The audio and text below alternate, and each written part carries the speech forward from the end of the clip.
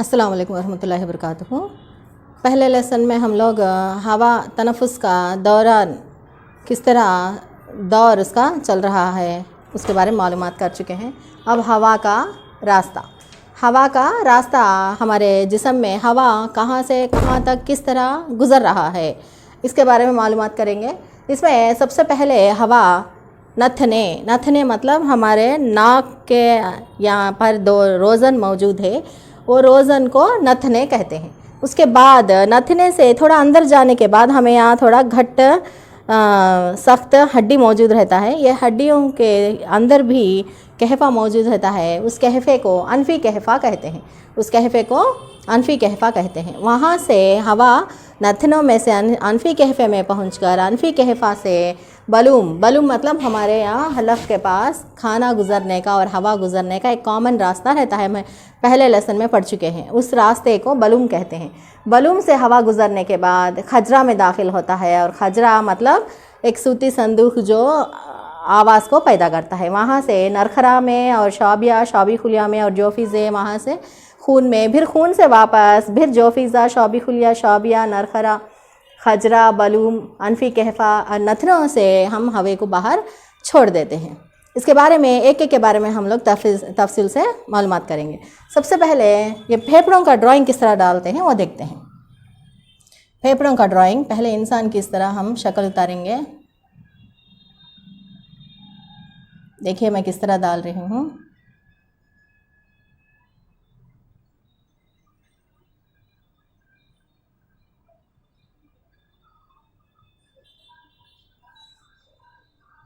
इसके बाद ये नाक से जब हम लोग सांस अंदर लेते हैं तो इस तरह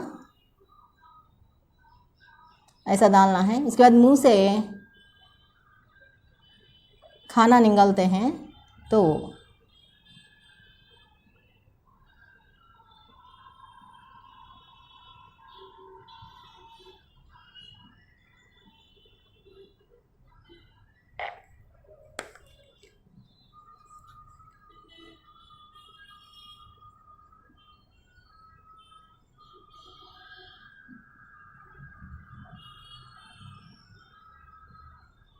ये हवाई नाली है और ये खाने की नली है मरी।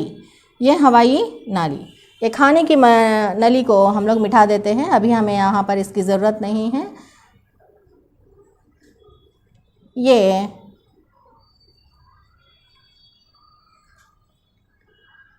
हवाई नाली है। ये क्या है? हवाई नाली। यहाँ से इस तरह तकसीम होकर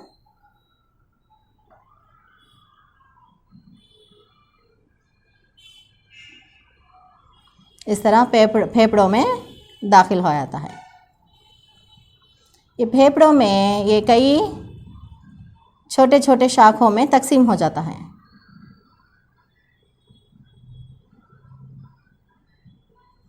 इस तरह। अब यहाँ से देखिए ये क्या है? नथने। क्या है ये? नथने। उसके बाद ये क्या है? अनफ़ी कहफ़ा। अनफ़ी कहफ़ा। और ये जो कॉमन प्लेस है इसको हम क्या कहते हैं? बलूम। और ये नरखरा।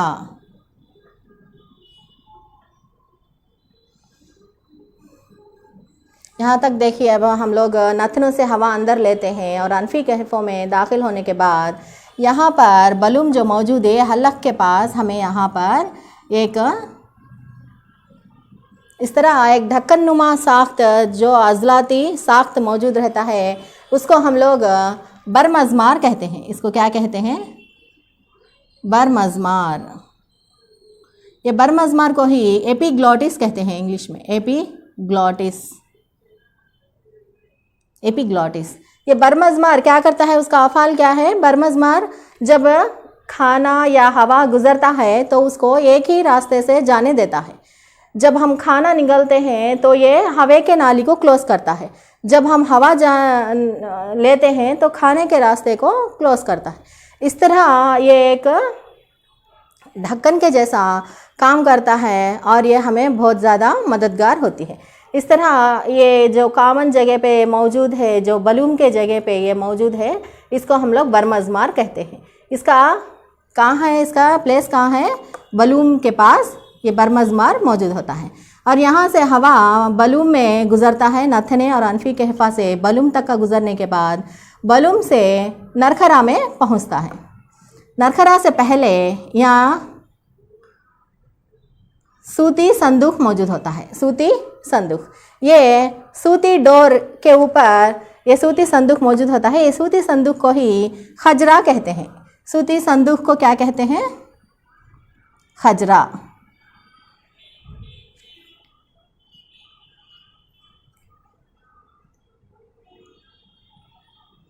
खजरा। उसके बाद इसको नरखरा,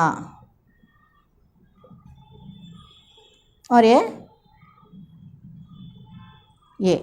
शौबिया। और ये जो तकसीम हो चुके हैं ब्रांचेस छोटे छोटे शाखों में, ये शाखों को शोबिया खुलिए। और ये फेफड़े, ये क्या है, फेफड़े। इस तरह हवा का रास्ता गुजरता है। यहाँ पर क्या हुआ, यहाँ तक हम लोग पहुँचे हैं खजरा तक।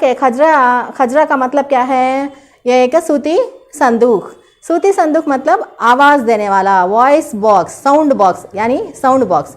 हमारे जिस्म में देखिए जो दुनिया में जो भी है वो तमाम भी हमारे जिस्म में मौजूद होते हैं, उसके बाद ही दुनिया में मौजूद होते हैं। हमारे जिस्म में क्या है, साउंड बॉक्स भी है। आप लोग पहचान लीजिए, हमारे जिस्म में क्या है, साउंड बॉक्स। ये साउंड बॉक्स मतलब सूती संदूक। सूती संदूक को साइंस में क्या कहते हैं, खजरा।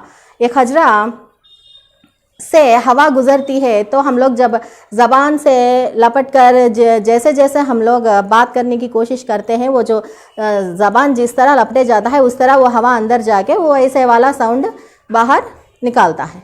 जैसे हम विज़िल मारते हैं, विज़िल मारना है तो हम ज़बान को फोल्ड करके विज़िल मारते हैं। इसी तरह जिस तरह हम ज़बान को टच करते हैं ऊपर हंक को या दांतों को, और जिस तरह हम ज़बान को फोल्ड करते हैं वह उसी तरह का साउंड बाहर आता है इसके खजरा के ज़रिए से।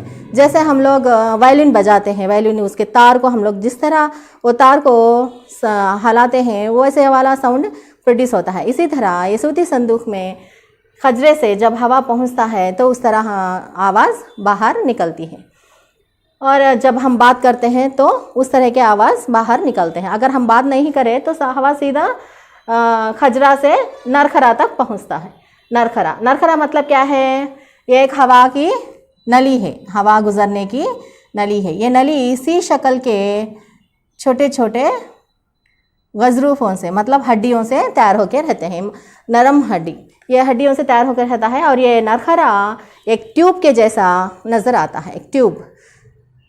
आप बकरीद के दिन अगर कुर्बानी करें तो आपके बकरे में जो पार्ट्स आते हैं वो अच्छे से गौर करिएगा। इसमें ये फेफड़े जो है, ये फेफड़ों का ये ट्यूब भी निकलता है, इसको हम नरखरा कहते हैं। इससे हवा की गुज़र होती है।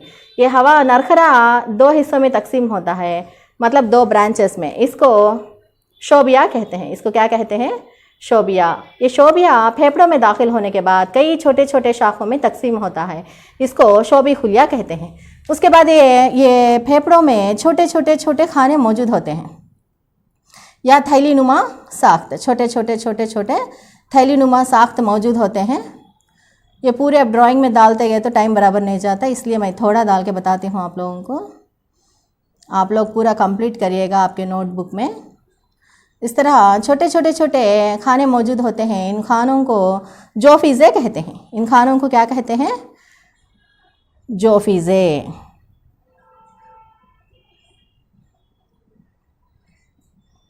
जोफीज़े, ये छोटे छोटे जोफीज़ों में ये तकसीम होकर ये हर एक जोफीज़े के अंदर ये शौबी खुलिया पहुंच जाते हैं। और उसके साथ साथ खून की नलियां भी तकसीम होकर छोटे छोटे शारियात, खून के छोटे छोटे नलियां ये जोफीज़ों के अंदर दाखिल होकर रहते हैं। जोफीज़ों के अंदर क्या क्या दाखिल होकर रहते हैं, शौबी खुलिया और खून के नलियां। जब हम हवा अंदर लेते हैं तो ये हवा की नाली के ज़रिए से, शोबिया के ज़रिए से, शोबी खुलियों के ज़रिए से ये जोफिज़ों में पहुंच जाता है।